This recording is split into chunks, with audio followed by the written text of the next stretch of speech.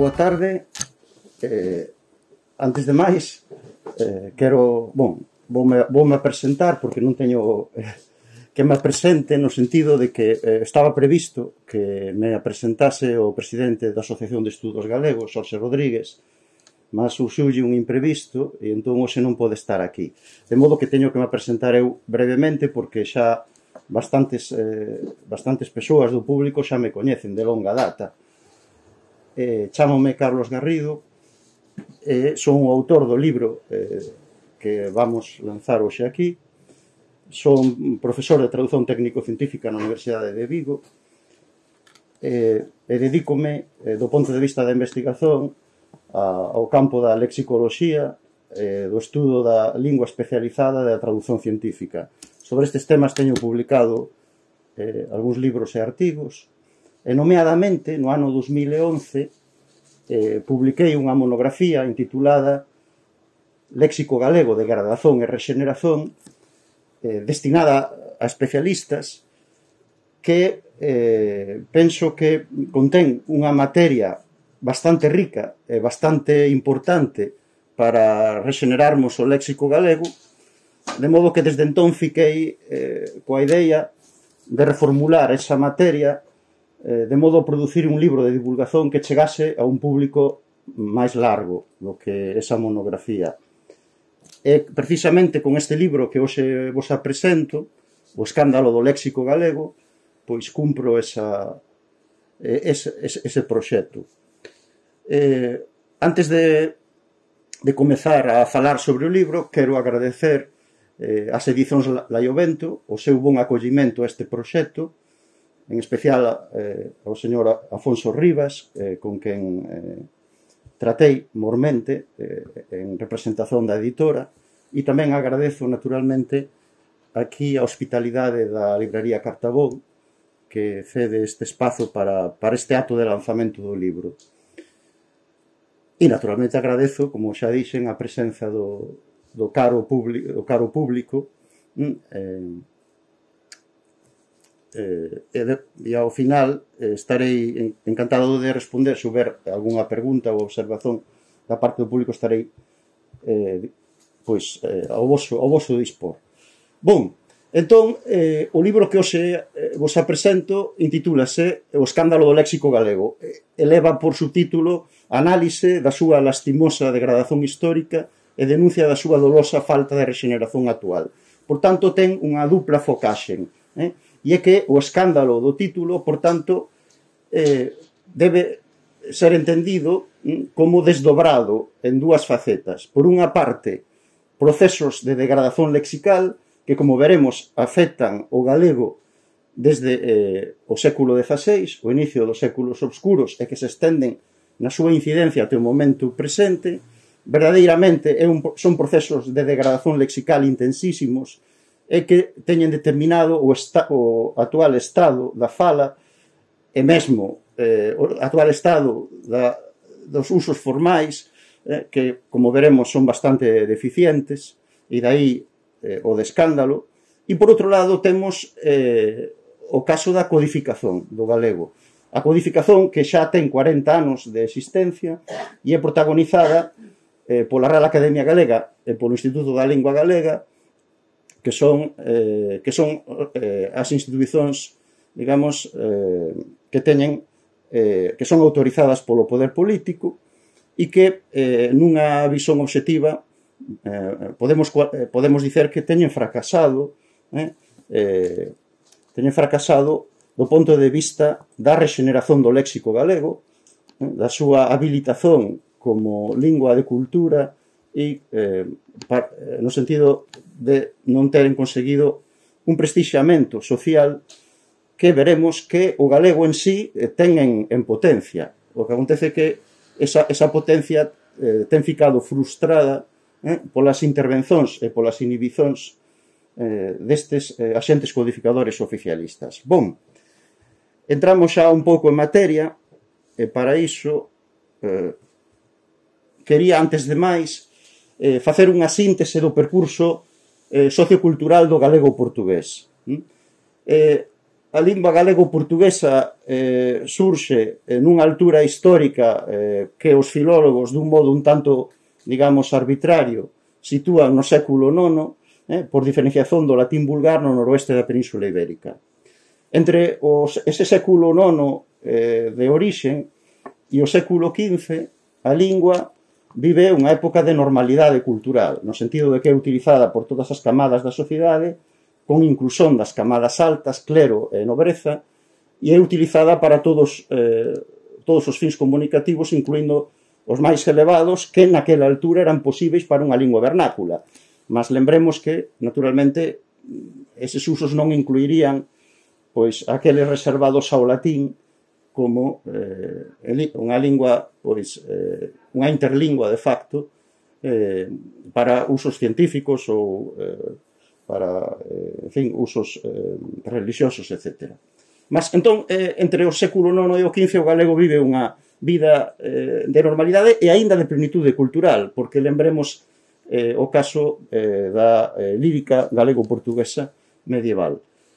Neste período de normalidade, Freixeiro Mato, por exemplo, fala de normalidade de conflito. O período inicial de normalidade entre o século IX e o XV apresenta un acontecimento que, en principio, non vai ter repercusións lingüísticas ou culturais, mas que, andando o tempo, se revelará determinante, trascendental, e que no século XII se produz unha segregación política do condado de Portugal a respecto do reino da Galiza. O condado de Portugal tórnase reino independente e isto, en principio, non vai determinar unha cesura lingüística, mas andando o tempo será transcendental. Ben, no fin do século XV sabemos que se produce unha catástrofe política sociocultural na Galiza porque as clases altas galegas definitivamente perden o seu poder, fica o país submetido ao imperio de Castela, da raíña Isabel de Castela, e entón o galego, a partir de entón, o galego portugués na Galiza perde o cultivo escrito e os usos formais e fica confinado na fala coloquial, rústica, digamos, en cuanto que, digamos que na frazón meridional do dominio lingüístico, o que virá a ser o norte de Portugal, que se estende coa reconquista para sul, que se vai estendendo para sul, a lingua coñece unha vida plena, prodúcese un enriquecimento expresivo e mesmo, andando o tempo, haberá unha expansión extraibérica da lingua para outros continentes. Entón, a partir do século XVI, na Galiza resístase ese confinamento do galego nos ámbitos coloquiais e afastamento da escrita. E, por tanto, comezan a incidir sobre o léxico unha serie de procesos degradativos que xa non deixarán de actuar até o momento presente. Entón, o libro pasa en revista os diferentes procesos de degradación lexical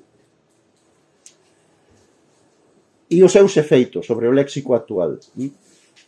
Ao mesmo tempo, o libro analiza as atitudes que os axentes codificadores oficialistas autorizados polo poder político teñen mostrado ao longo destes 40 anos, destes últimos 40 anos, frente a cada un deses procesos de degradación lexical.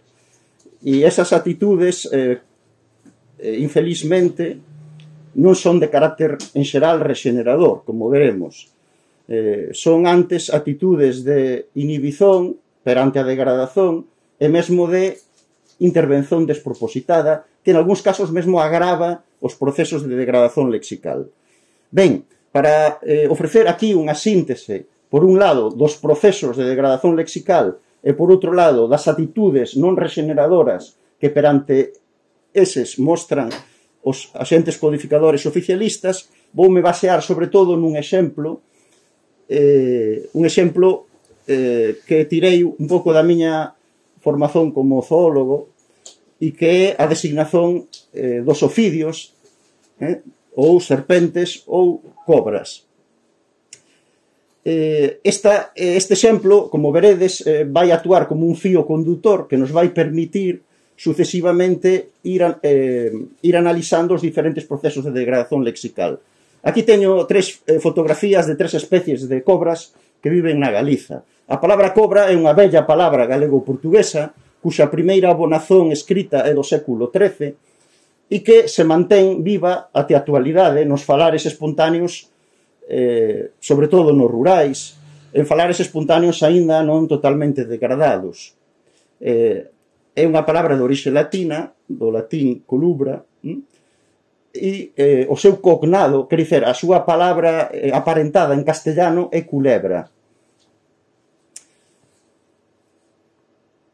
Bon.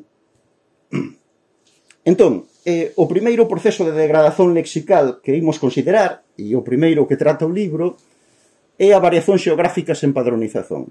A variación xeográfica sen padronización surxe porque as linguas que teñen certa extensión xeográfica normalmente apresentan a designación, digamos que fraccionada en variantes que se distribúen polo dominio lingüístico formando áreas máis ou menos disxuntas.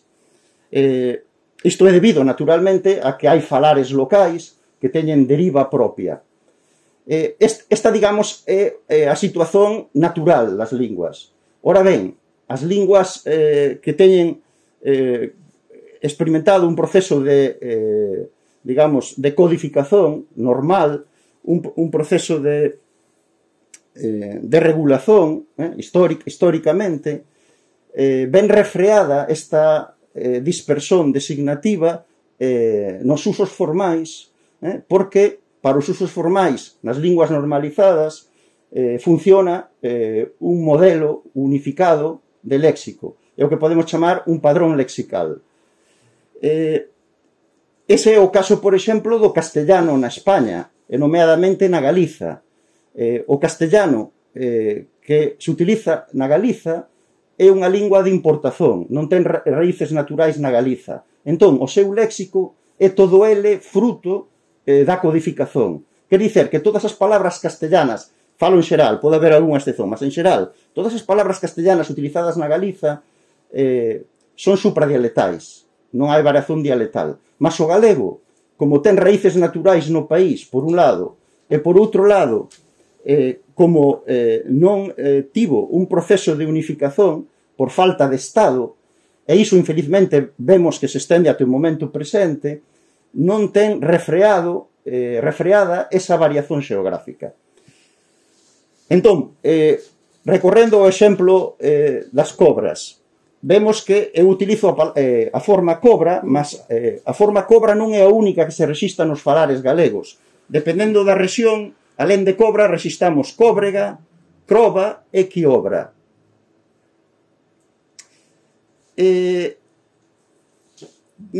Isto é importante. En Portugal e no Brasil hai unha forma supradialetal consagrada, que é a que se utiliza en todos os ámbitos formais, que é cobra, que vemos que coincide cunha das variantes galegas. Isto vai ser importante.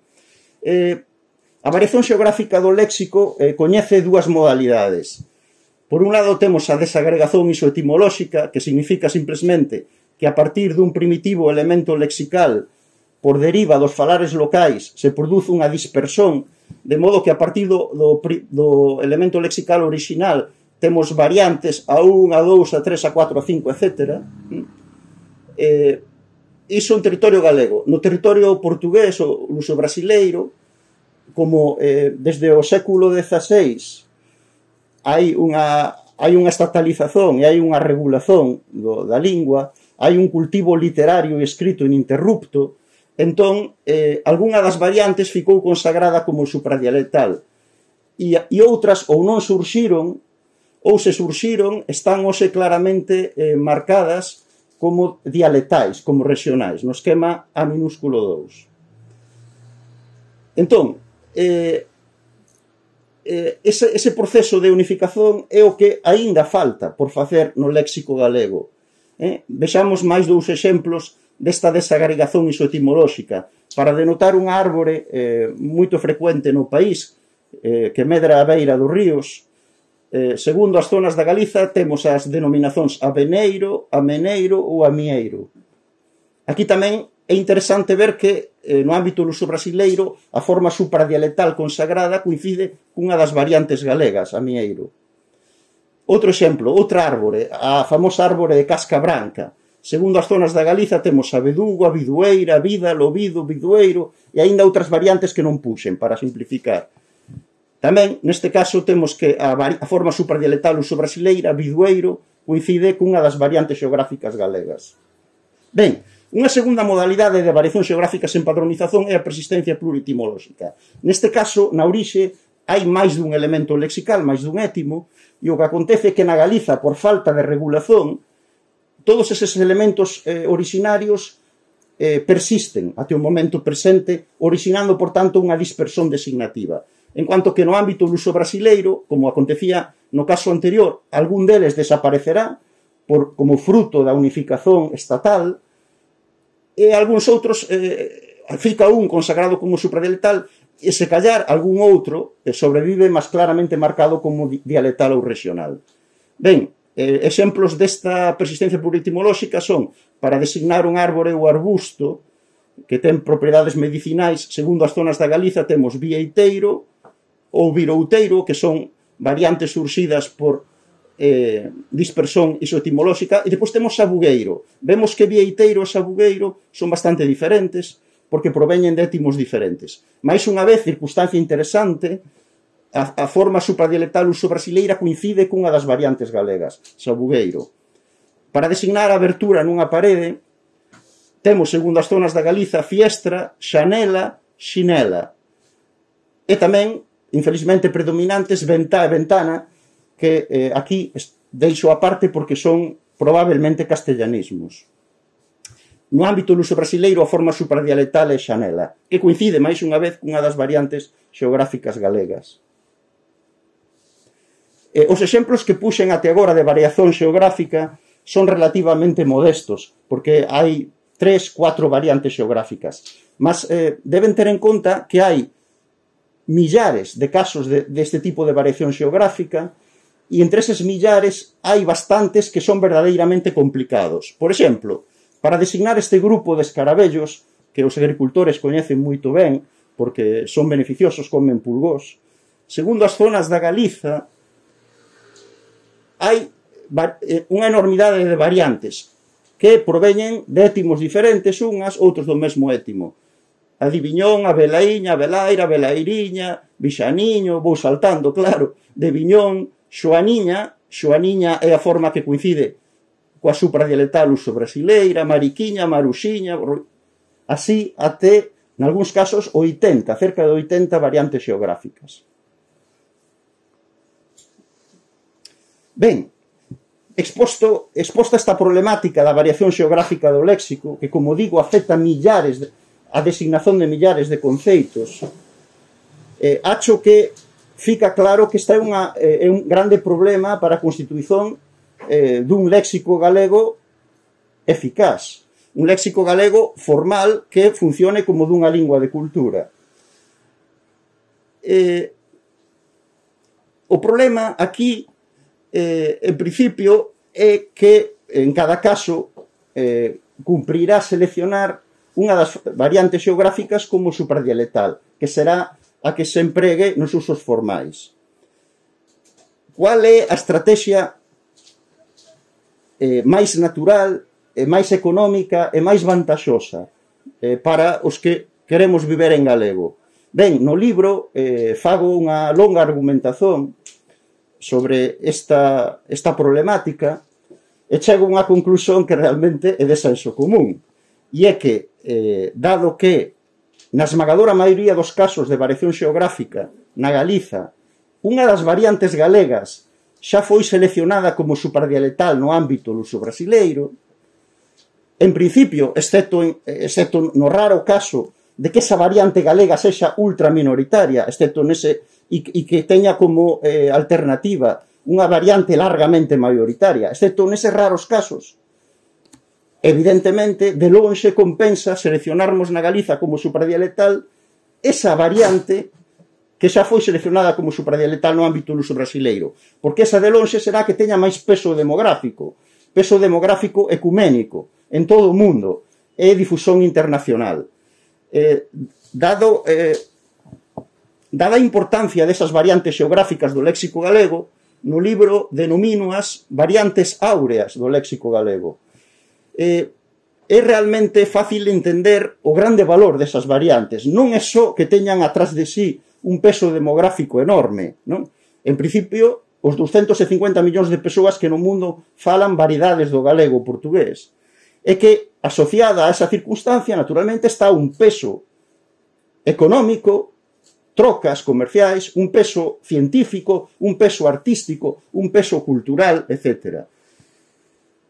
Mais un exemplo é este. Para denotar o órgano que produza a urina, segundo a rexión do país, temos ren, ril, rile, rilo, rin e rinle. 6 variantes. Naturalmente, hoxe, infelizmente, a denominación máis frecuente é a castellana, non? É o castellanismo sustitutorio riñón. Mas, os falantes que aínda utilizan formas xenuínas, utilizan estas 6. E o peso demográfico diferencial entre unhas e outras é escaso. Tamén temos que ter en conta, e nisto incido no libro, os neofalantes. E os neofalantes non só son, a respeito do dominio do léxico, os que aprendemos o galego en idade tardía. Son neofalantes mesmo os falantes iniciais de galego, porque en moitos casos son lexicalmente incompetentes. Nacen co galego, mas non saben dicer en galego como se denomina este órgano, non? Do corpo, por exemplo, porque o din en castellano. O léxico galego está tan castellanizado que deben ser considerados, do punto de vista lexical, neofalantes, mesmo moitos falantes iniciais de galego. Entón, é claro que o interese comunicativo debe levar a selección da variante áurea, que neste caso será rin. Por exemplo, no caso de rin, non é só que haxa 250 millóns de persoas no mundo que digan rin, que é unha das variantes galegas, é que entre as variantes galegas, rin é a única que hoxe utiliza un número significativo de cirurxiaos que fan trasplante do rin. É a única en que significativamente hai libros de medicina, porque non hai libros de medicina que utilicen as outras variantes. Isto ten para a sociedade galega unha importancia fundamental. Entón, creo justificado a denominación de variantes áureas do léxico galego. Entón, esta é a estrategia, insisto, máis natural, máis económica e máis vantaxosa do ponto de vista sociolingüístico. Como o libro aprofunda bastante, tamén menciono o caso, mas é excepcional, doutra posibilidade, que é que, nalgúns casos, en uso brasileiro, en vez de se seleccionar unha das variantes geográficas como supradialectal, o que foi feito foi habilitar por vía erudita unha forma supradialectal. Por exemplo, para denotar a larva acuática da ras e dos sapos, tanto na Galiza como en Portugal concorre un grande número de variantes xeográficas populares. Aquí puxen algunhas, mas hai moitas máis. O que foi feito no ámbito luso brasileiro non é seleccionar ningunha das variantes, é que os zoólogos, por vía erudita, habilitaron xirino, que ven do latín. Entón, este procedimento, que é bastante minoritario, francamente minoritario, tamén sería interesante poder aplicalo ao galego. Entón, conforme esta estrategia, naturalmente, seleccionaremos xoaniña para os usos formais para designar este grupo de coleópteros, sabugueiro, xanela, amieiro, bidueiro e cobra. Cobra, e non cóbrega, croba ou quiobra. Cobra. Ben, este é o proceso degradativo que, insisto, afecta a millares de conceitos no galego actual. Que ten feito até agora a Real Academia Galega e o ILX frente ao proceso degradativo da variación xeográfica sen padronización? Pois, realmente, teñen feito pouco e mal, como veremos. Por un lado, o que estes axentes codificadores autorizados polo poder político teñen feito, en principio, é inhibizón. O que máis domina é a inhibizón. En que sentido? pois que parecen non ter percebido que hai esta problemática e, en xeral, inhíbense e non seleccionan, en cada caso, unha variante como supradialectal. Por exemplo, un caso emblemático é o de Fiestra, Xanela, Ventá. Para xa Ventá é moito probable que sexa castellanismo. Mas, bon, en cualquier caso, Fiestra, Xanela, Ventá, 3 variantes. Isto é insustentável. 3 variantes para un conceito tan corriqueiro, tan común, e que mesmo ten representación nos ámbitos técnico-científicos. Observemos que no uso brasileiro é Xanela. Outro exemplo, Chama, Lapa. O dicionario da Academia Galega rexista co mesmo peso normativo Chama e Lapa, a pesar de que Chama é a variante que é común co uso brasileiro, que ten a de maior tradición literaria na Galiza. Por outro lado, Lapa ten o problema de que é polisémica, bastante polisémica. Pois que, entón, a Real Academia Galega non inhíbese e non selecciona. E van os telexornais da televisión galega e cando informan sobre os incendios só utilizan Lapa. É como se, en fin, nos incendios houvese eses moluscos costeiros, non? As lapas. Outra reacción da Real Academia Galega é a intervención despropositada. Ás veces sí que seleccionan unha variante xeográfica nestes casos. Mas, infelizmente, como desprezan o portugués, en moitos casos seleccionan ou priorizan variantes que non son as áureas, que non coinciden co uso brasileiro supradialectal. Por exemplo, aproximadamente a metade dos galegos chaman a árbore que das cireixas cireixeira e a outra metade cerdeira. A forma común co uso brasileiro é cereixeira. Pois o dicionario da Academia Galega prioriza cerdeira. Por exemplo, o uso comercial. Hai millares de catálogos de móveis que falan da madeira da cereixeira, mas non hai catálogos de móveis que falen de madeira de cerdeira. Vemos aquí o peso económico comercial, por exemplo. No caso de Xemelgo, Xemio, os irmáns nascidos no mesmo parto, seleccionou Xemelgo, cando Xemio está rexistrado no galego contemporáneo. E no caso que comentábamos antes, seleccionou Ril en vez de Rin. Finalmente, outra reacción que rexistamos na Real Academia Galega perante o proceso degradativo da variación sen padronización é que ás veces varía de criterio de maneira caprichosa. Por exemplo, até o ano 2005 seleccionaran como supradialectal Xabarín. E, de facto, na televisión galega existiu un programa que era o Xabarín Clube, como lembrarán. Pois a partir deste ano pasaron a seleccionar Xabaril. Pois, nen Xabarín, nen Xabaril. A forma galega común co uso brasileiro é Xabalí. Vemos aquí un verbete do dicionario da Academia Galega en que vemos que trata cóbrega ao mesmo nivel que cobra. Quer dicer, no caso de cobra tamén se inhibe. Se houvese tempo tamén poderíamos analizar a definición, que é pésima. Non é só un problema de falta de atitude, é tamén de incompetencia técnica. É un dicionario realmente moito pobre, moito mal feito. E vemos aquí sinónimos: becha, bicha, cobra, serpe, serpente. Como veremos, sen clasificar rexistros, todo misturado. Ben, de onde surxe estas actitudes de inhibición e de intervención despropositada frente a variación xeográfica sen padronización?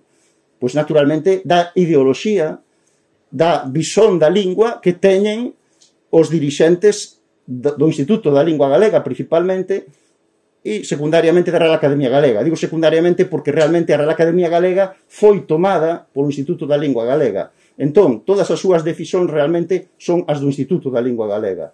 Qual é esta ideoloxía ou esta atitude? Pois vémolo claramente nas apreciacións de Antón Santamarina, que é un dos máximos dirixentes e responsáveis pola codificación do galego. Di: por outra parte, tamén tivemos en conta, reférese á selección de xeovariantes, o punto de vista co que acabamos o apartado anterior. Non condenar máis que o estritamente necesario para que o falante non se sinta incómodo. Como? Quer dizer, é a concepción de que o galego é unha fala é algo etnográfico, unha fala, por tanto non precisa de codificación. O que foi feito no castellano non se pode trasladar ao galego. O galego debe ter dispersión designativa para non incomodarmos o falante. Claro, mas é tamén hipócrita, porque por outro lado eu son de Ourense, onde a xente di irmão, mas aí sí que me incomoda o Santa Marina, porque seleccionou o irmán. Aí sí. Mas, en fin, é tamén a demagoxía destas persoas. Outra apreciación.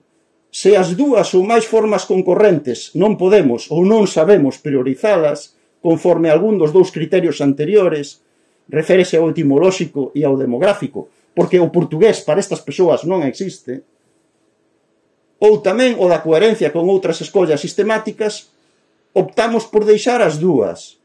Aiga, águia, inda, aínda, aira, eira, érbedo, albedro, alcume, alcuño, ámago, sámago, amencer, amañecer. Desta maneira, por sinal, non sabe puntuar este señor, desta maneira, os que dicimos aiga, el de aiga, non incorremos en falta por un capricho do codificador. Mas o codificador é el, está cheo de caprichos. Recoñecemos que entre os sinónimos prohibidos, antes dicía que non quería incomodar o falante, mas agora xa di que hai prohibidos, claro, agora hai prohibidos. Os tolerados e os admitidos non hai unha fronteira clara. Fora dos casos en que se poden aplicar razóns obxectivas moi claras, a maioría dos casos teñen unha fronteira borrosa e meter unha voz dentro dunha das tres categorías depende bastante da intuición, ou se quer da teima persoal. A dos dous responsables deste dicionario, Manuel González González e Antón Santamarina, non coincidían sempre, así que unhas veces ia a dun por riba e outras a do outro. Non? Son dous despóticos aprendices de feiticeiro que deciden como é o galego segundo o seu capricho. Perdón, unha pregunta. Esa xente ten carreira de lingua galega? Esta xente é catedrática de filoloxía galega. Onde sacaron a cátedra? Pois, como costuma acontecer neste país, imaginen. Bon, oída a opinión dos axudantes. E ollen a maneira de escrever un catedrático. Non sabe escrever, non sabe redixir. Este señor non escreve un texto sen defeitos. Hai daquela moita materia para discutir e discrepar, aínda ben que é sincero. A parte das incoherencias e erros e disparates que puidesemos, mal acentuado, cometer, que non serán poucos. Quer dizer, eles propios recoñecen que é unha atrapallada o que fan. Mas eles son as autoridades unxidas polo poder político a que temos que obedecer, segundo eles. Agora fala dunha planta que é a dedaleira, que sen dúbida coñecerán, a Digitalis purpúrea. Este é un dos casos de maior dispersión designativa. Hai cerca de 80 variantes xeográficas. Estas 80 variantes poden reducirse a 19 raíces. Son 19 raíces, polo menos, as que corresponden a Digitalis purpúrea. Aínda así, un pouco a vista da súa distribución xeográfica, pola documentación literaria, e se cadra por preferencias persoais, quedaron reducidas as seguintes 7 formas. Quer dizer, non entende o que é unificar unha lingua. 7 formas, que posiblemente haberá que revisar a alza. Quer dizer, parecenlle poucas, 7. Ainda lle parecen poucas. Quer dizer, este señor non fai idea do que é a lingua formal, unha lingua de cultura. Bon, encerro o capítulo da variación xeográfica do léxico cun exemplo moito gráfico de como realmente ten repercusión social. Este é o rótulo dun iogurte que comprei na superficie Eroski que rotula nas 4 linguas oficiais do Estado. Entón, en catalán, aquí hai un catalán, poderá certificar isto, temos que a fruta é a maduxa, e é o normal, maduxa aquí, maduxa aquí, na ficha nutricional. En castellano, naturalmente, fresa no cabezallo e fresa na ficha nutricional. Mas observemos o galego. No cabezallo temos sabor morangos, na ficha nutricional, amorodo. Evidentemente, aquí hai un problema. Unha vez puxen un exercicio de traducción aos alumnos tiñan que traducir un conto de Julio Cortázar do castellano para galego. Entón, neste conto aparece un trecho que di: y el viajero se apoyó cortésmente contra la ventanilla del avión. Para restituir ventanilla, os alumnos utilizaron 6 formas diferentes. Uns puxeron xanela, outros xaneliña, outros fiestra, outros fiestriña, outros ventá, outros ventaniña. Evidentemente, aquí temos un problema. Bon, outro proceso de degradación lexical, a variación diafásica sen padronización. Neste caso, falamos dos rexistros de uso. O galego chega a nós, non únicamente, mas fundamentalmente como unha lingua popular, como unha lingua informal. Entón, hai moitas persoas que teñen dificultade para diferenciar en rexistros en galego. Quero dicer, seleccionar entre sinónimos aqueles que deben ser usados na fala popular ou os que deben ser usados no ámbito formal. Que o falante común teña problemas con isto é normal. O que non é normal é que teñan problemas con isto as autoridades lingüísticas e a administración autonómica. Mas, como veremos, este problema está sen resolver. Utilizando o meu exemplo favorito, que é o de cobra, como antes dixen. Temos cobra, que é a variante, evidentemente, o sinónimo formal. Mas temos tamén becha e bicha, que son evidentemente sinónimos populares, mesmo vulgares. Ou temos serpente, que é a forma internacionalizante, científica, formal, e serpe, que é evidente unha forma popular. Pois ben, o problema é que a Real Academia Galega e o Instituto da Lingua non saben diferenciar estes rexistros. De modo que, por exemplo, eles priorizan a forma popular serpe sobre serpente. En serpe aparece a definición, mas en serpente remete para serpe. E non só iso. Definen bicha sen esclarecer que se trata no sentido de serpente dunha forma claramente popular, vulgar.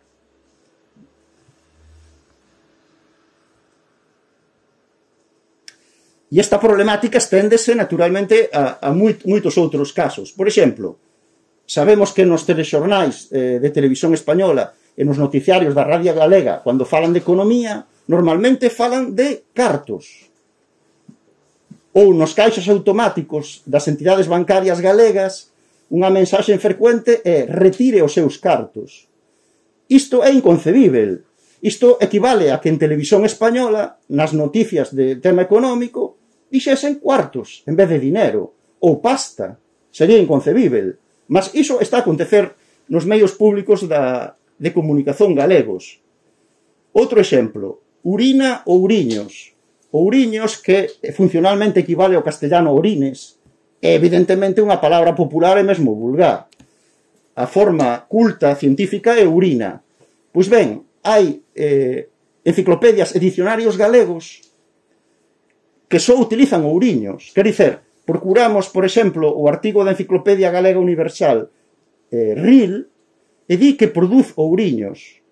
E o Sergas, nas fichas médicas de comunicación cos pacientes, fala de análise de ouriños. Insisto, isto como é en castellano, puxese análise de orines en vez de orina. Esta indiferenciación de rexistros chega ao deprimente ou ao escandalizante. Por exemplo, este anuncio destinado a grávidas, e que me pasou aquí o compañeiro Óscar, di: estás preñada, quer dizer, trata as mulleres como se fosen vacas ou eguas. Isto está na onda de que non hai diferenciación de rexistros, non?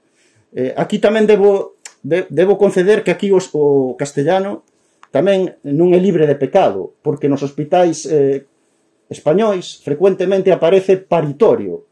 Ali onde en Portugal di sala de partos, en España últimamente o que se ve é paritorio, como se ali parisen as vacas, non?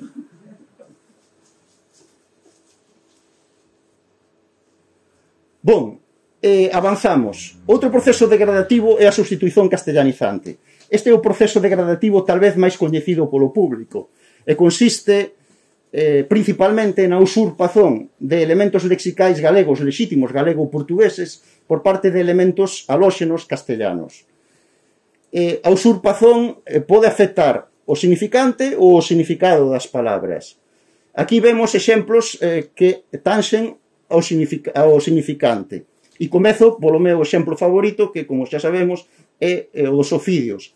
Entón, hoxe en día, infelizmente, a palabra galega cobra está na fala espontánea moito perdida. Hai xa moitos galegos, tanto galegofalantes iniciais como neofalantes, que xa din culebra. E tamén porque a palabra cobra, como veremos, está problematizada polo castellano. Iso verémoslo despois.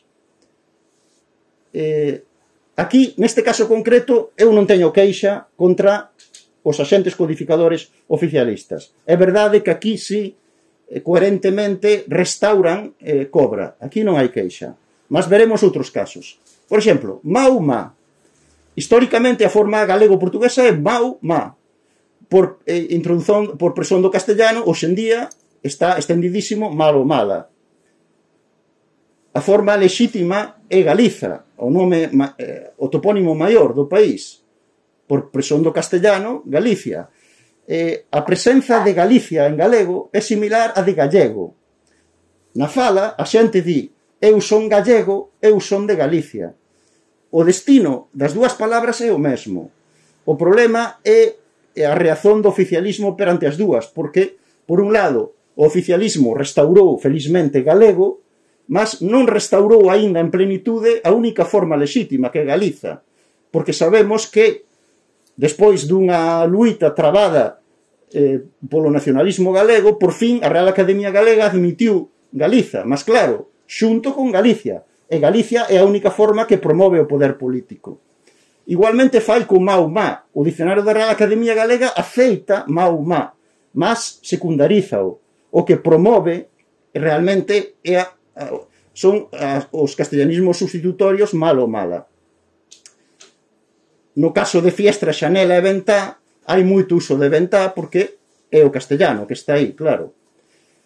Finalmente, propoño outro exemplo para a sustitución de significante, que é os días da semana. Un dos problemas do oficialismo é que, en bastantes casos, si restaura as formas lexítimas, mas faino sempre dunha maneira que torna o galego subsidiario do castellano. Quer dizer, pode restaurar as formas lexítimas, mas priorizando sempre aquelas formas que unen o galego ao castellano e que o separan do portugués. Cando, como sabemos, o valor do galego está co portugués, por motivos evidentes. Entón, un exemplo típico é a denominación dos días da semana. Na Idade Media, na Galiza, coexistían dous sistemas de denominación.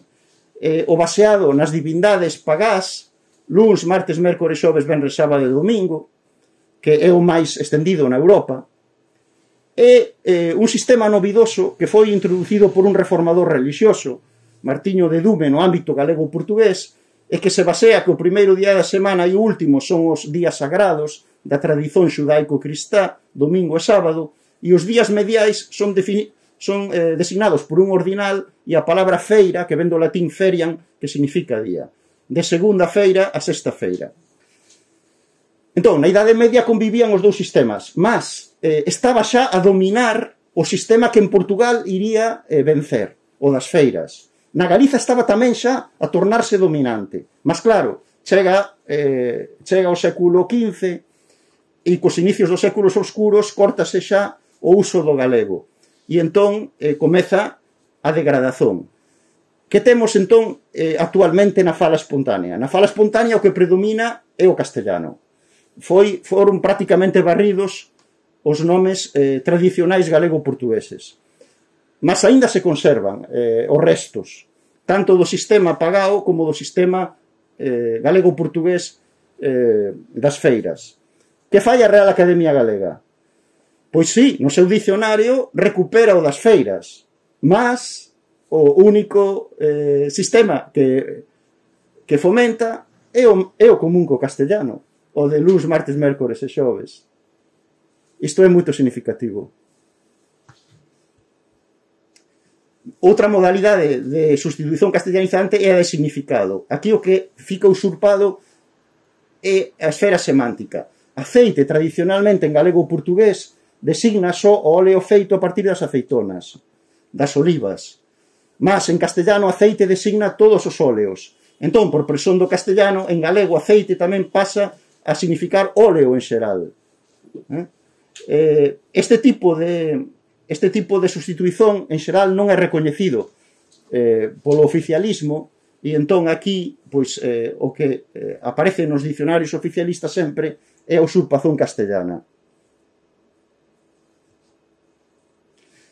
Ben, fago agora unha incursión sociolingüística. Antes dicía que felizmente o oficialismo si restaurou cobra e expurga culebra. Mas quero mostrar unha das faces do fracaso do oficialismo. E cando digo oficialismo non só me refiro agora aos axentes codificadores, tamén a administración autonómica que ten por finalidade en principio declarada a normalización do galego ou a súa promoción.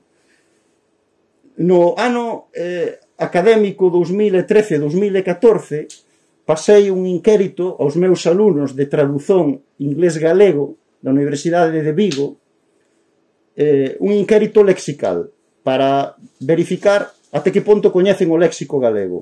Son alumnos que traballan co galego como lingua de chegada. Pois ben, unha das preguntas do inquérito era a seguinte: menciona un sinónimo común non científico da palabra galega serpente ou serpe. Pois ben, só 20% responderon correctamente cobra. Só 20%. Quer dizer, o 80% non sabían dicer cobra. Así, 15 alumnos responderon en branco, 11 alumnos culebra. E xa 2 alumnos víbora e un alumno escáncer que son semánticamente descabidas. Só 20% sabía cobra. Imaginen que só nunha turma de 40 alumnos, en castellano, só 20% soubesen dicer culebra ou serpiente. Este é o bilingüismo armónico que proclama a administración. Este é o suceso do sistema educativo. Continuamos cos oficios que dan moito xogo.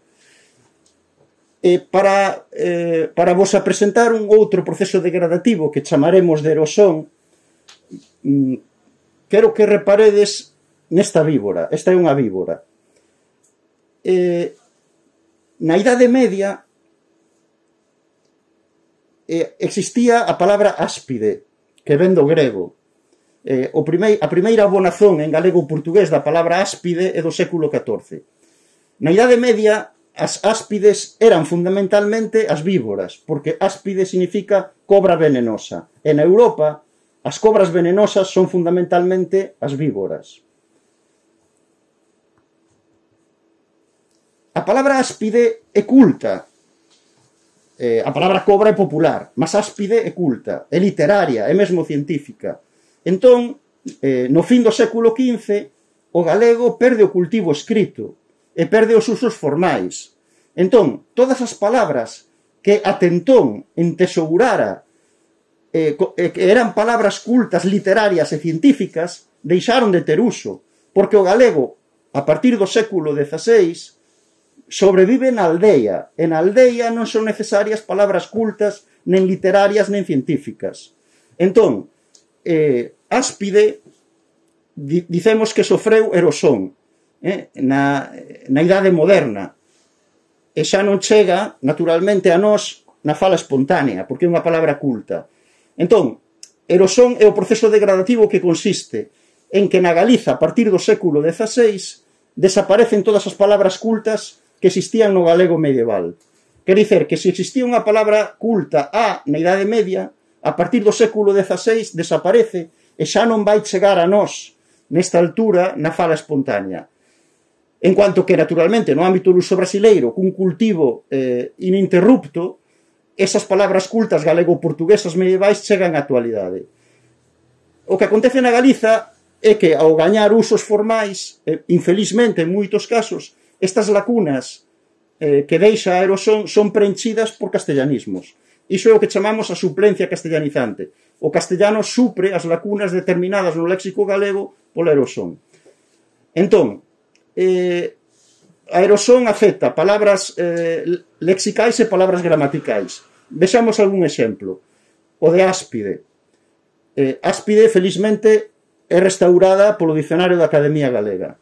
Mas, infelizmente, non é o caso de moitas outras palabras erodidas. Por exemplo, na Idade Media, como sinónimo oculto de rabo, o rabo dos animais, existía cauda. A primeira abonazón é do século XIV. Cando o galego perde os usos cultos, esquécese a palabra cauda.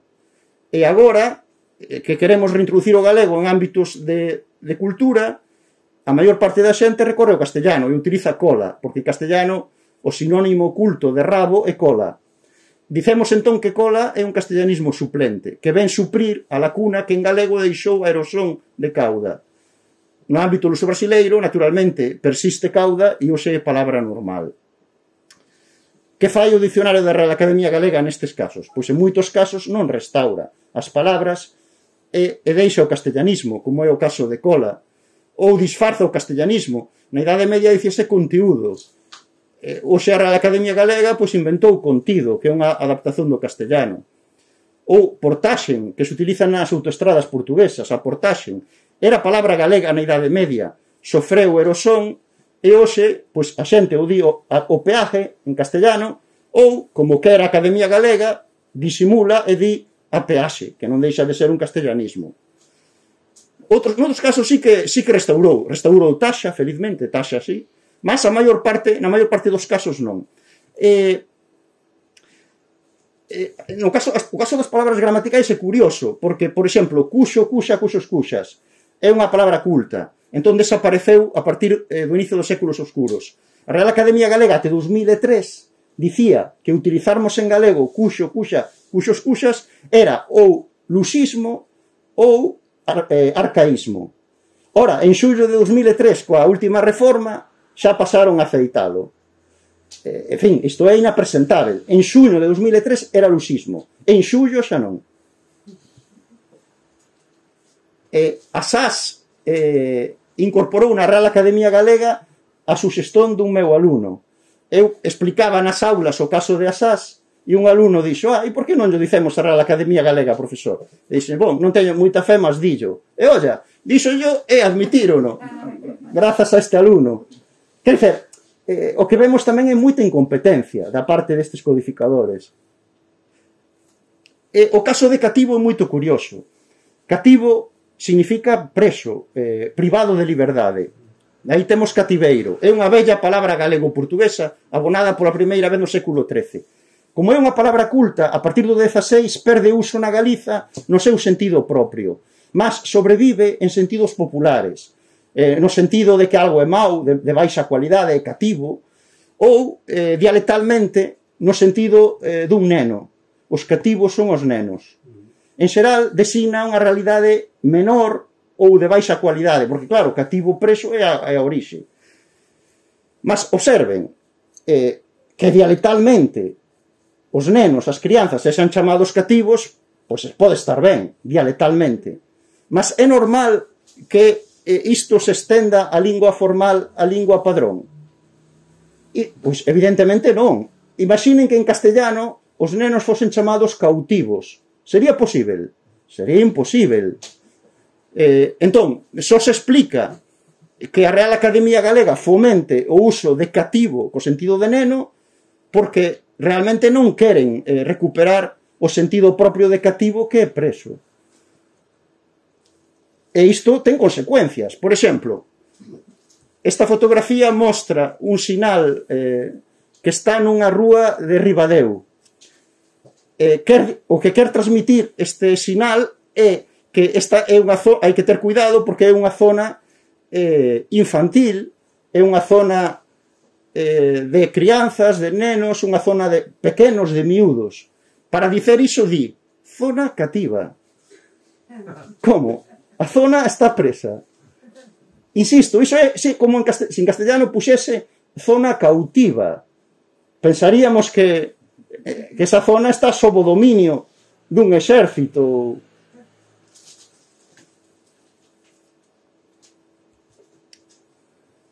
Bon, para pasarmos a outro proceso degradativo, quero ampliar agora a explicación sobre a áspide. Antes dicía que na Idade Media na Europa as áspides eran fundamentalmente as víboras, mas cunha excepción. Había unha especie de áspide que non era víbora e que era coñecida na Idade Media. E é esta.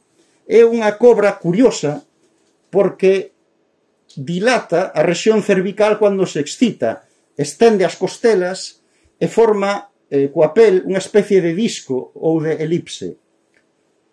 Esta áspide era xa coñecida na Idade Media porque, primeiro, vive na faixa mediterránea da África.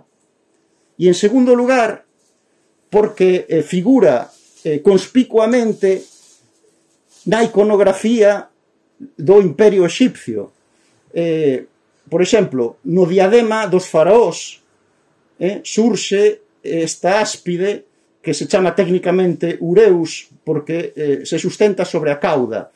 E é unha áspide apotropaica, quer dicer que representa unha deidade que afuxenta as maldizóns. Por tanto, é curioso, non? É unha visón positiva da serpente.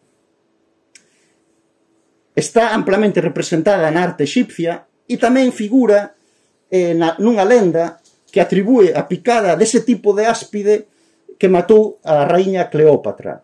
Esta é unha lenda que últimamente foi obxecto de investigación e parece ser que non é posível. Non é posível que a Cleópatra se teña suicidado mediante a picada desa áspide. Non? Esa é a conclusión actual. Mas, en cualquier caso, figura proeminentemente nesa lenda asociada a Cleópatra. Entón, esa áspide sí que era coñecida e non era unha víbora.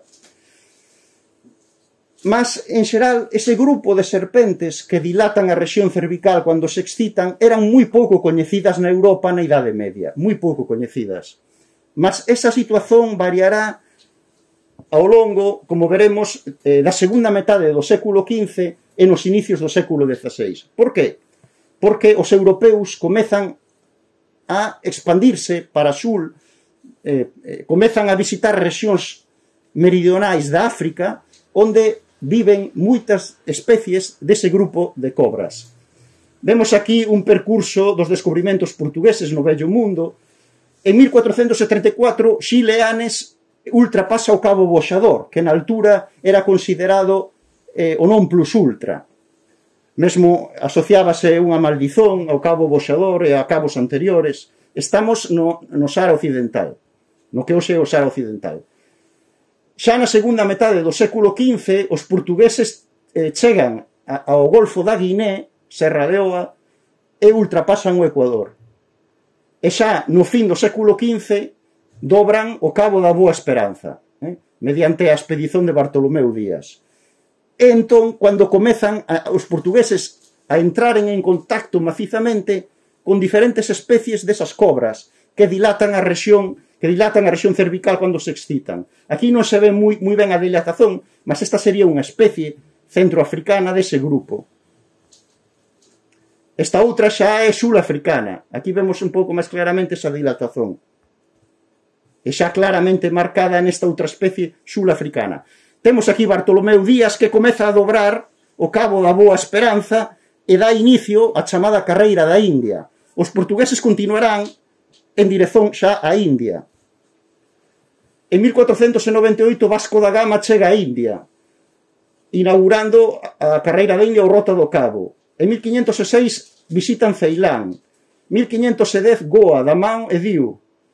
Primeiros anos do século XVI, recoñecimento do litoral da India. En 1509 chegan a Sumatra e Malaca, a Insulindia. Entón xa entran en contacto cunha enorme diversidade de cobras que dilatan a rexión cervical cando se excitan. E, de facto, este é o protótipo dese grupo. E entón, os portugueses senten a necesidade de darem un nome concreto a este grupo de cobras. E como les chaman?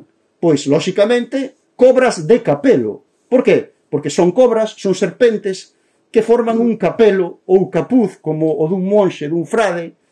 Esta dilatación elíptica ou discoidal fica asimilada ao capuz dun frade, ao capelo. Entón son cobras de capelo que posteriormente se simplifica en cobra capelo. A diversidade é grande, aquí temos a chamada cobra capelo real, que é do extremo oriente, esta é a maior serpente venenosa que hai. Son extremamente venenosas, como sabemos, e son as típicas cobras dos encantadores. Moi ben. Entón, século XVI, en portugués, por tanto en galego-portugués, fica instaurado o nome cobra capelo.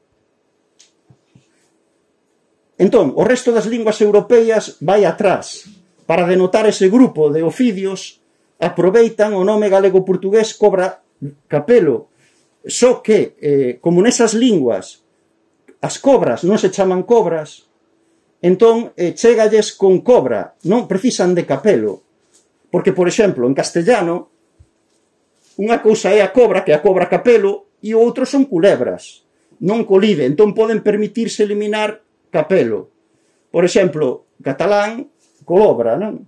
Entón poden permitirse os cataláns chamar as cobras capelo cobras porque as outras son colobras. En inglés poden permitirse chamar cobras porque o resto das serpentes son snakes. En alemán, con capa, en africánder, en noruegués e mesmo en cirílico. A palabra cobra galego-portuguesa pasa así a unha enorme cuantidade de linguas europeas e mesmo extraeuropeas, mas non co sentido de cobra, co sentido particular de cobra capelo. Moi ben, que acontece co galego, entre tanto? O galego, desde inicios do XVI, perdeu o cultivo escrito, perdeu os usos formais e con iso a capacidade neolóxica, quer dizer, a capacidade para formar novas palabras. Entón, non ten capacidade para dar nome a estas serpentes, a estas cobras. E iso arrastámolo até agora. Como procederemos nesta altura? Pois, como explico no libro, o procedimento máis natural, máis coherente, máis económico e máis vantaxoso do ponto de vista sociolingüístico é aproveitarmos os neoloxismos luso-brasileiros.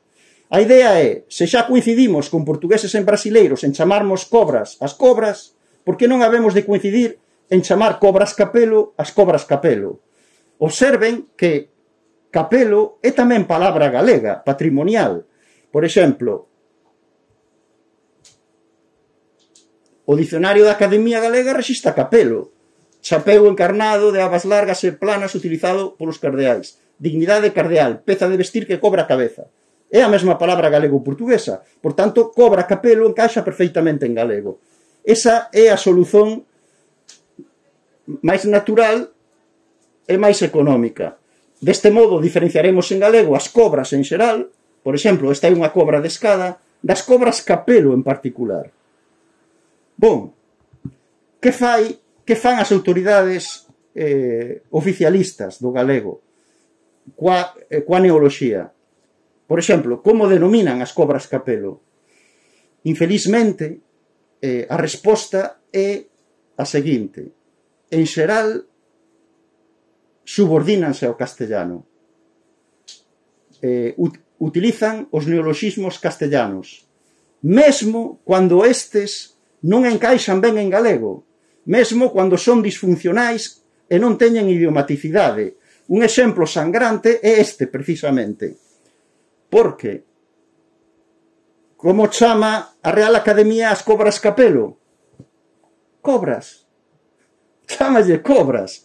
En cobra, primeiro vemos a definición de serpente, sí, mas como segunda acepción, serpe grande e velenosa das rexións cálidas de África e Asia, que se caracteriza por poder dilatar as costelas anteriores. Pésimamente revisida esta definición, porque non dilata as costelas, o que dilata é a pel, as costelas o que fai é estendelas. Bon, un encantador de cobras, quer dizer, isto é como se en castellano, en vez de cobra, dixesen culebra, quer dizer, que chamasen as cobras capelo culebras. Evidentemente non funciona. Deste modo, se dicemos no galego da Real Academia Galega o neno foi mordido por unha cobra, será grave. Non é o mesmo unha cobra das que viven aquí, unha cobra rateira, que son totalmente inofensivas, que unha cobra capelo, que é extremamente venenosa. As cobras son cobras moi perigosas. É posible isto? Apuntamento sociolingüístico. No inquérito que pasei aos alumnos perguntei como se denominan en galego as cobras extremamente venenosas propias de rexións tropicais de Asia e de África que dilatan a pele do pescozo cando se alarman e son as típicas cobras dos encantadores. Ningún alumno soubo responder. Claro, non sabe responder a Real Academia Galega ningún alumno. 28 en branco, 3 alumnos cóbrega, mas cóbrega é unha variante xeográfica de cobra. 3 alumnos pitón, un alumno víbora. Isto é unha lingua de cultura. Non saben denominar o grupo a que pertencen as cobras dos encantadores. Este é un libro de galego que usou o meu sobrinho. Neste exemplo di: a cobra é unha cóbrega moi venenosa. A cobra é unha cóbrega moi venenosa. Quer dizer, dúas variantes xeográficas para denotar dúas cousas diferentes. Entón, en xeral, a Real Academia Galega e o Instituto da Lingua, na neoloxía, subordinan o galego ao castellano, mesmo cando os castellanismos non funcionan en galego. Outra posibilidade é inventaren as palabras. E tamén, felizmente, en algúns casos, recorren ao portugués, mas infelizmente en moito poucos casos. Despois veremos algún exemplo. Esta atitude de onde parte? Pois máis unha vez parte da ideoloxía, da visón da lingua que teñen desde os anos 70, ou que ten desde os anos 70 o Instituto da Lingua Galega. Vemos aquí unha apreciación precisamente duns primeiros libros do Instituto da Lingua Galega, en que estaba Constantino García e Antón Santamarina. Por outra banda, non convén esquecer que en Galicia, síntese, mal colocado o pronome, desde hai moito a influencia do abstracto castelán, que ven operando como lingua de cultura na nosa terra. Isto provocou que o galego popular se fixera permeable a certas innovacións irreversibles que contribuíron, quer dizer, innovacións irreversibles, quer dizer, consideran a castellanización xa irreversible. Entón, arranxémonos un pouco co que a xente fala. Para sermos, xa que logo, consecuentes co noso principio de non xebrar excesivamente o galego culto do popular, totalmente castellanizado, no léxico, de xeito que aquel non sexa letra morta pros galegos, témonos que pronunciar contra a portuguesización do galego. Depois di, Antón Santamarina, di que optan por non recorrer moito o portugués. Di, optamos por esta segunda estrategia porque é máis realista. Optar pola primeira, quer dizer, coordenarse co portugués, obrigaría a retirar da circulación palabras que son galegas das orixes, aceptar os castellanismos que ten o portugués, un preconceito moito extendido, que o portugués está cheo de castellanismos. Non nos ven no galego, mas venos no portugués. E aínda máis, converter o galego para os galegos case nunha segunda lingua que só se podería dominar por unha aprendizaxe escolar longa.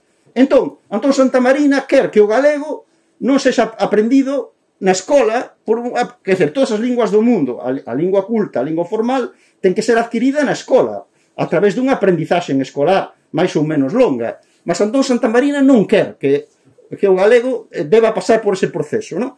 O que vale é o galego da rúa, tal cual está, e que non incomode moito, non, aos que falan castellano, sobre todo, non? Porque lle complicamos a vida ao neno galego, que por ser bilingüe ten que estar constantemente facendo exercicios de gramática contrastiva para falar sen faltas e a fin de contas é unha marca diferencialista que non está... Quer dizer, hai unha subordinación formal e funcional ao castellano. A ideoloxía é esta, subordinar o galego formal e funcionalmente ao castellano. Entón, a maior parte da neoloxía oficialista é subordinada ao castellano. Como dixen, mesmo en moitos casos en que eses castellanismos non funcionan en galego ou non son idiomáticos. O caso de cobra, no sentido de cobra capelo, é moi claro. Vexamos algún outro. Para denotar o doce pastoso que se estende sobre o pan, típicamente sobre as torradas, por exemplo, no almorzo, pois a Real Academia Galega utiliza marmelada, porque claro, en castellano é mermelada, mas marmelada é evidente que non funciona en galego, porque marmelada en bon galego se pode ser feita a partir de marmelos. De marmelo, marmelada.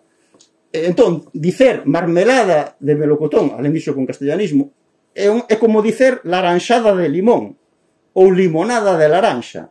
É imposible. Entón, aquí, naturalmente, o recurso ao uso brasileiro resolvería o problema. Entón, pois podería dicerse doce de pésego ou xeleia de pésego.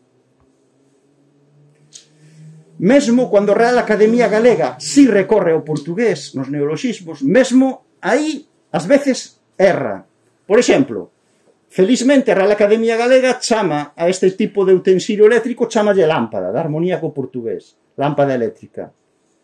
Mas, incoherentemente, non recorre ao portugués para denotar este outro.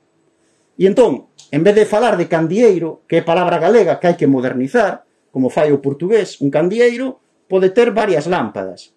O que fai é chamar lámpada, de armonía co castellano, tamén a este utensilio. Entón, non funciona chamar coa mesma palabra estes dous utensilios. Unha lámpada de 3 lámpadas.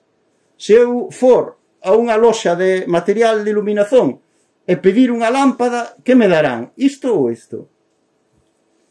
Observen até que ponto isto é disfuncional.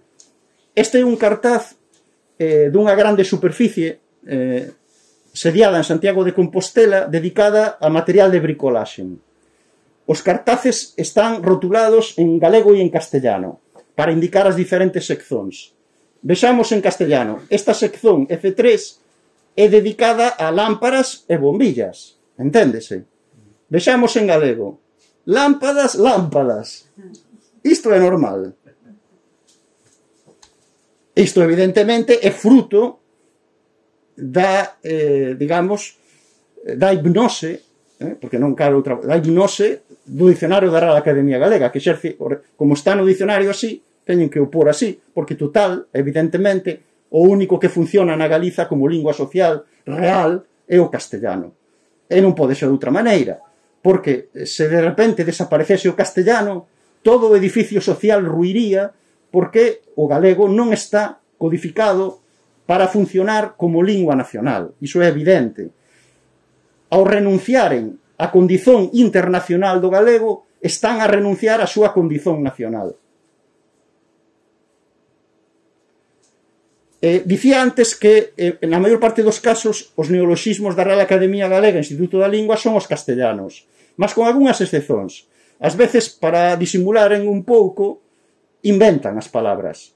Entón, por exemplo, para denotar o grupo dos tubaróns, e eu utilizo a palabra luso brasileira, naturalmente, os tubaróns, o que fixeron foi redefinir a palabra popular galega quenya ou quella. Na fala, quella ou quenya denota unha especie particular de tubarón que, de facto, está moi presente na lota de Vigo. É unha especie que os zoólogos chaman priona que glauca, que tamén se pode chamar tintureira. Entón, na fala, tamén en Portugal, quenya ou quella denota esta especie concreta. Entón, a Real Academia Galega o que fixo foi ampliarlle artificiosamente o significado para que designe todos os tubaróns. Pois ben, esa solución é disfuncional, porque se a zoóloga vai proferir unha palestra subordinada ao título de adaptacións evolutivas das quenyas, como sabe o público se esas adaptacións evolutivas son, en particular, as da tintureira ou de todo o grupo dos tubaróns? Non funciona. Outro invento. Para este alimento feito a partir do millo e que, de armonía co uso brasileiro, en galego debemos chamar pipocas, inventaron flocos de millo. Este invento é disfuncional tamén. Por qué? Porque, evidentemente, os flocos de millo teñen que ser este outro alimento, que é os cornflakes do inglés, que se toma con leite típicamente no almorzo. E, de facto, outra vez recorro ao Eroski, os meus cornflakes do Eroski, rotulados en galego, poñen flocos de millo.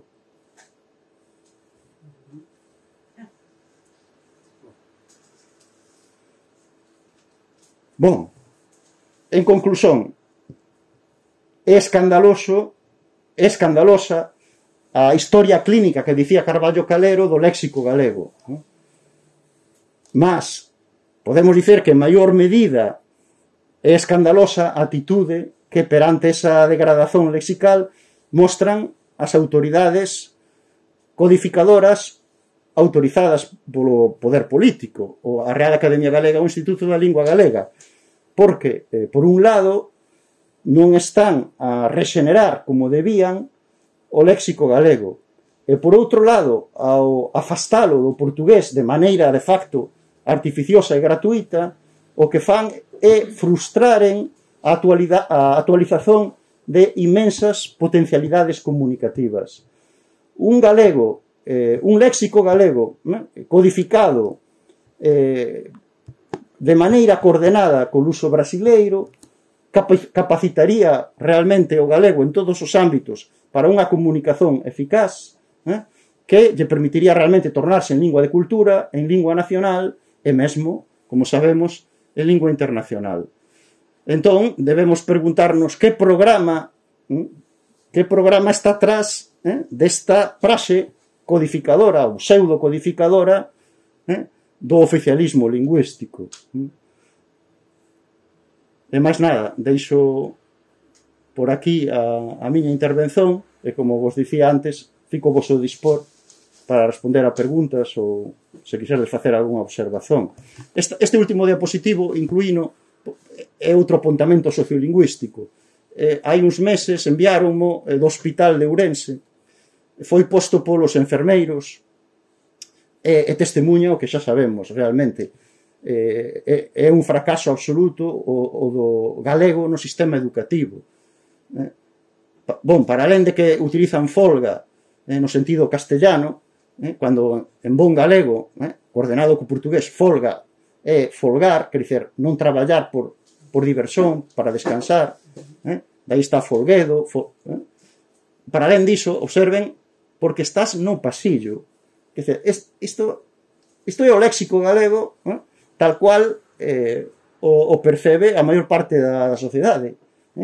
Quer dizer, totalmente subsidiario do castellano e, por tanto, pois isto determina que a visón do galego sexa o dun lastro, do cual é conveniente prescindir porque é unha carga que non rende. Esta é a triste situación actual, para a cual pois, ten contribuído moito esta atitude dos axentes codificadores autorizados polo poder político. Bon, e máis nada, moito obrigado pola vosa atención e fico a voso dispor.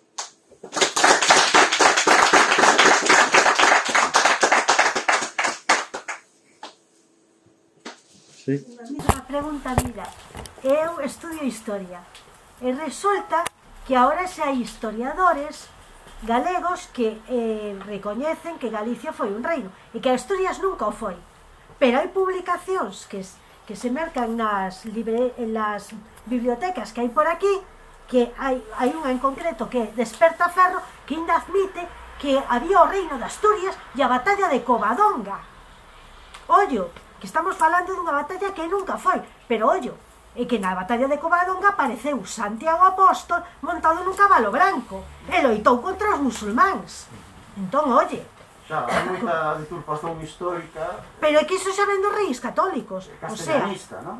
O sea, nos meteron o castelán, nos meteron unha falsa historia e entón seguimos así.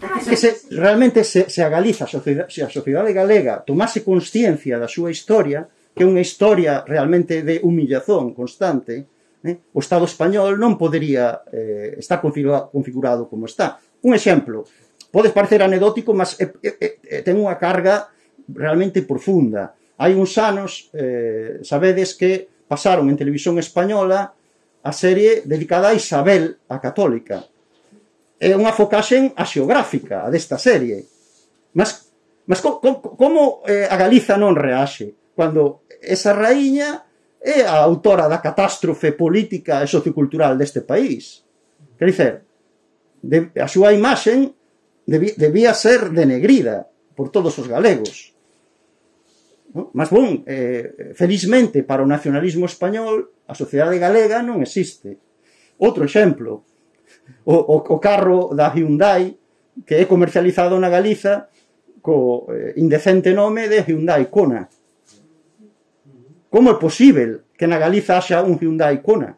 Evidentemente, un Hyundai Coño non sería posible en España, mas na Galiza sí. Dixéronme unhas empregadas dun concesionario da Hyundai que chegaron a advertir nalgúna das reunións que tiveron preparatorias da comercialización dese carro, chegaron a advertir que na Galiza é extremamente malsoante ese nome. Mas dixéronlles, non, só pola Galiza non o imos mudar. Naturalmente, en Portugal non se chama Hyundai Kona. Entón, aí, claro, aí está, por un lado, o Estado é o que fai a historia. Sen Estado non hai historia. En fin. E despois, aínda sen Estado, se a Galiza tivese consciencia de sí, evidentemente non surxirían casos como este. Eu moito dubido que se en vez de Kona fose Coño, que creo que o catalán se di Coño, moito dubido que os cataláns non pudesen evitar iso, non? Mas claro, como é en galego... E que os cataláns teñen moito poder económico. Xa, mas os galegos con moito menos poder económico, mas se tivésemos consciencia, eso chegaría. Como? Iso tens que estudiar. Eu sei a historia de Galicia gracias a que me busquei vías laterais, porque en libros de universidade ponche que a batalla de Covadonga existiu. Non olvides que estaba ali a Virxe María, loitando contra os musulmáns. O sea, e aí se fundou o reino de Asturias. Vamos a ver, ti colles os reinos que reclama o rei, o sea, o Felipe VI, e ponche Reino de Galicia, Reino de Aragón, Reino de Granada, Reino de Jerusalén, que yo ganamos nas cruzadas alá os moros, pero non pon Reino de Asturias, porque nunca existiu. E estamos falando do rei de España. Sí, hai unha grande manipulación histórica, sí. Todo o servizo do nacionalismo castellano-español. Sí. É bestial, da realidade ao que nos venden hai unha diferencia bestial. Mas os medios da comunicación social na Galiza son están prácticamente todos abonados á visión española, castellana. Pero é que hai unha monarquía que lle interesa iso. Os medios da comunicación social... A ver, o Felipe VI que nos goberna non creo que sepa nin catalán, nin vasco, nin galego, o sea, non estudiou esas linguas. Sabrá chino, pero esas linguas non interesan. Sí, por favor. Sí, boa tarde. En primeiro lugar, dar os meus parabéns pelo libro e pela presentación. E depois tres notas sobre a súa intervención. A primeira, en relación con o portugués.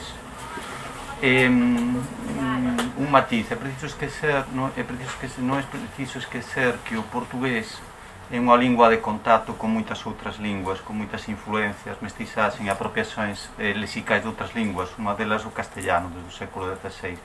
Por iso, ás veces, tamén convén ser un pouco críticos e cautelosos con a idea de que o portugués de Portugal é unha coisa pura, ou o portugués do Brasil, ou o luso brasileiro, como se chama, sin entrar na discusión das designacións. Por tanto, é unha lingua que evolúe, que troca e tal. E unha das influencias moi fortes é o contacto con o castellano. Mas, máis alén desa historia, un non pode dizer a un portugués que Lanxe non é portugués, por moita influencia que se xa de inglés, ou ardido, ou tanta influencia desde o século XVI do español. Por tanto, unha coisa é a forma, unha coisa é o léxico, e outra é o significado do léxico, os significados actuais e como o significado muda a través da forma. Ese era o primeiro comentario de reflexión.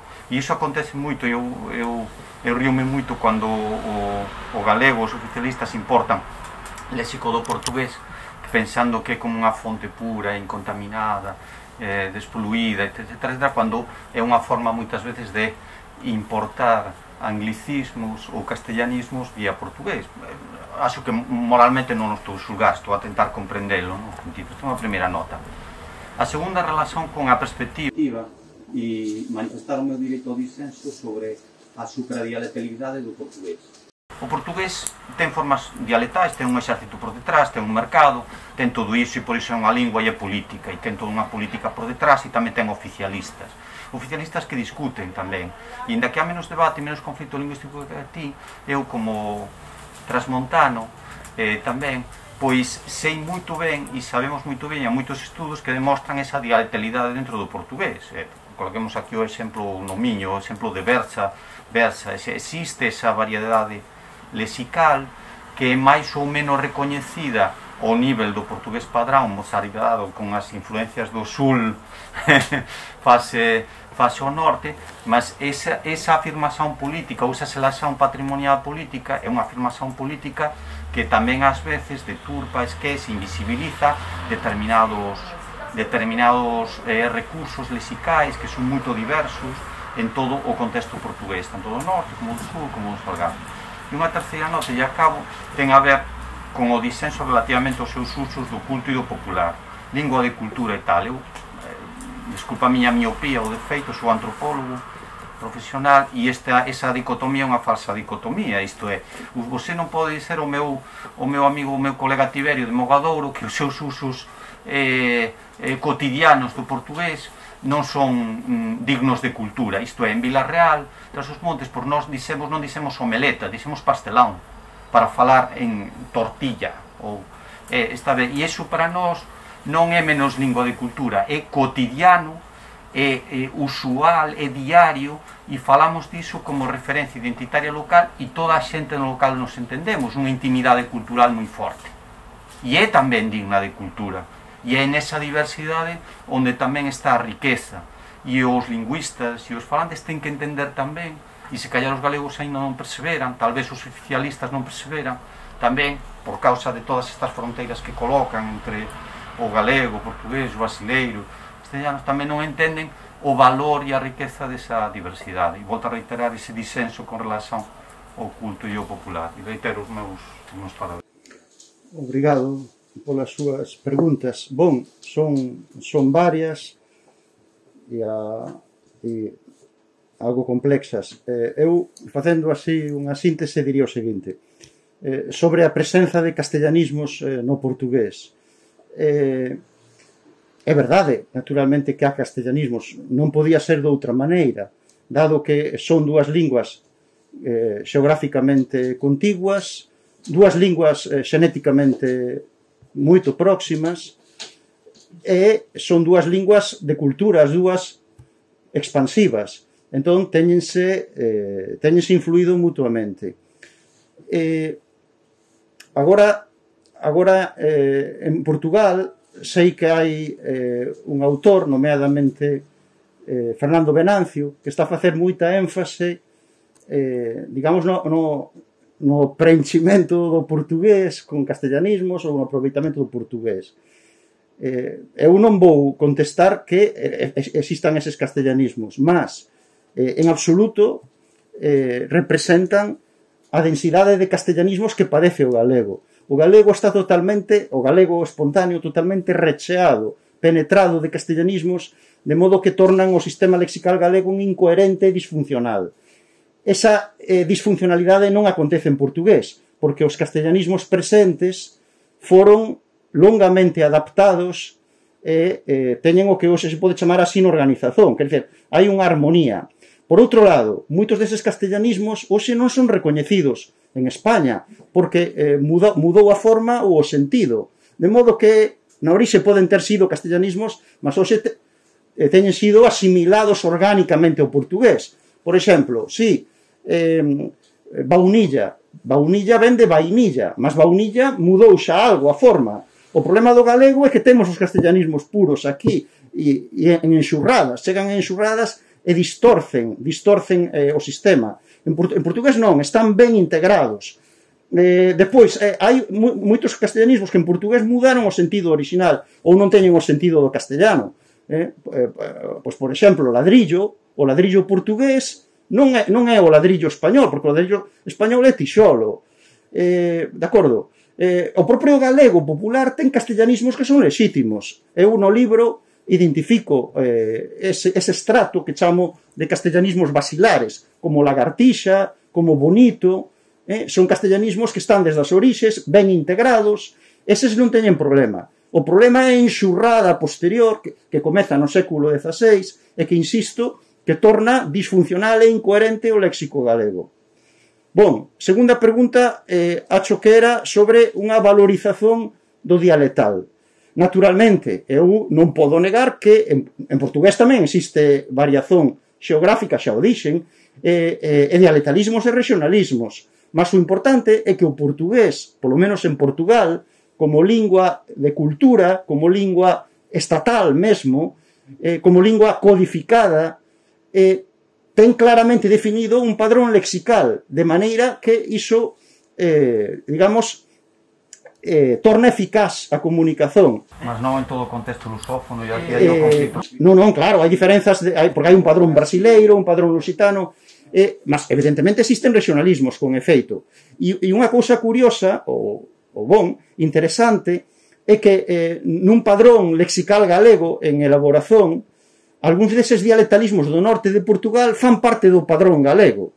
Por exemplo, un exemplo que para min é moito bonito, é Carabuña.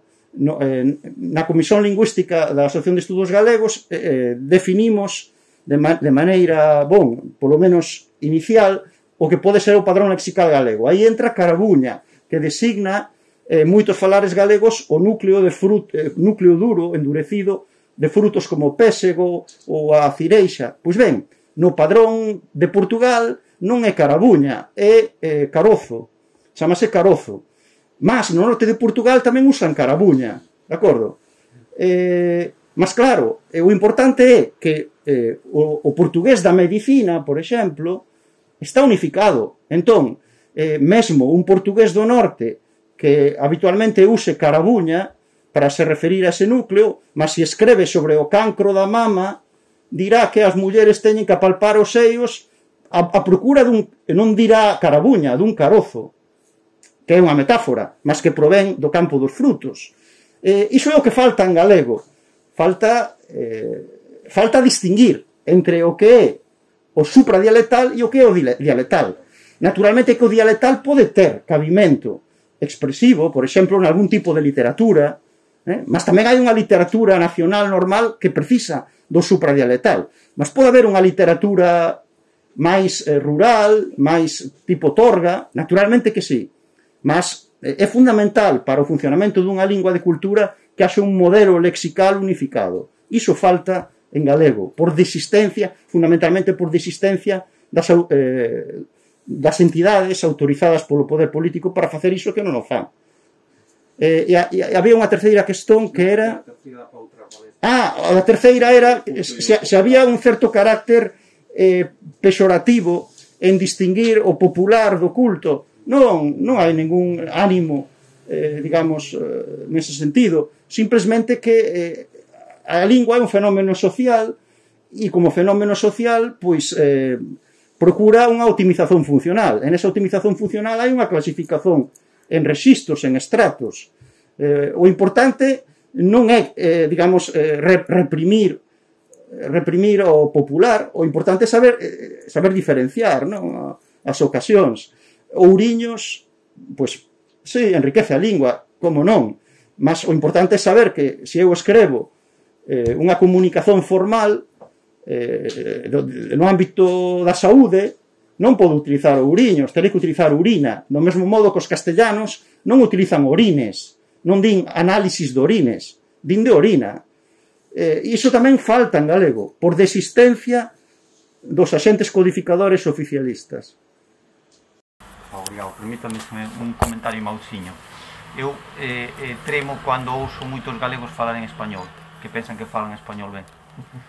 Correctamente do punto de vista gramatical e tal, máis valía a todos os galegos tentar falar unha ou as dúas linguas correctamente, do punto de vista da consciencia lingüística que temos ou non temos, ya non só fonética.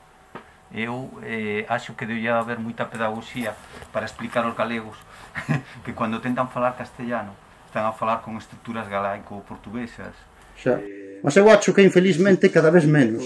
Cada vez os galegos falan máis español estándar. Precisábanos de etnografías lingüísticas sobre iso, porque eu uso até as elites e determinados clases sociais abastadas utilizan moitas veces utilizar expresións en castellano, non só expresións como na estrutura, non? E eles se pensan conscientemente que falar castellano é bon, ainda estamos con esta jerarquía de valor. Xa, mas eu acho que o problema é en sentido contrario, que cada vez menos hai iso e cada vez máis o castellano padrón está asente na Galiza. Antes, por exemplo, todo o mundo dicía rapante cando falaba do peixe, mesmo que falase castellano, rapante. Agora xa é frecuente gallo, antes dicíamos robaliza, agora a xente di lubina. Penso que, infelizmente, a evolución é en sentido contrario. Non que o falen castellano a galega, cada vez fala máis o castellano padrón. Hai menos interferencias do galego, o que significa que o galego ten menos vitalidade, claro. Sí, a respecto do tema do marmelo, quería falar dunha anedota que revela até que ponto está asociado, está orfa, estamos orfos no momento de usar determinado léxico que non está suficientemente padronizado, etc. Hai en Pontevedra un bar na zona bella, non lembro agora o nome, que ten a ementa escrita en galego, non?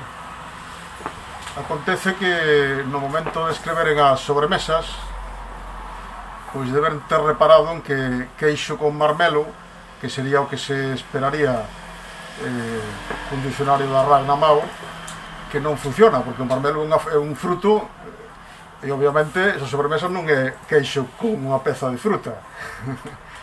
Entón, claro, os que elaboraron esa ementa, pois efectivamente repararon niso e pensaron, tal vez sin moito coñecimento, pois que tiñan que habilitar outra forma que para evitar ese queixo con marmelo que non podía ser, que era disfuncional. Claro, o non coñecer, pois chegas a solucións que non sei. Entón puxeron, curiosamente, queixo con marmeleiro. Non parece que se pedes a sobremesa que che van dar un queixo cunha árbore. Moi bo. Tirei unha foto disso. Tes que me pasar. Sí. Eso revela até que punto estamos orfos, non? Porque a sociedade non pode saber como se chama unha sobremesa do máis común, non? Como é posible chegar a ese extremo, non?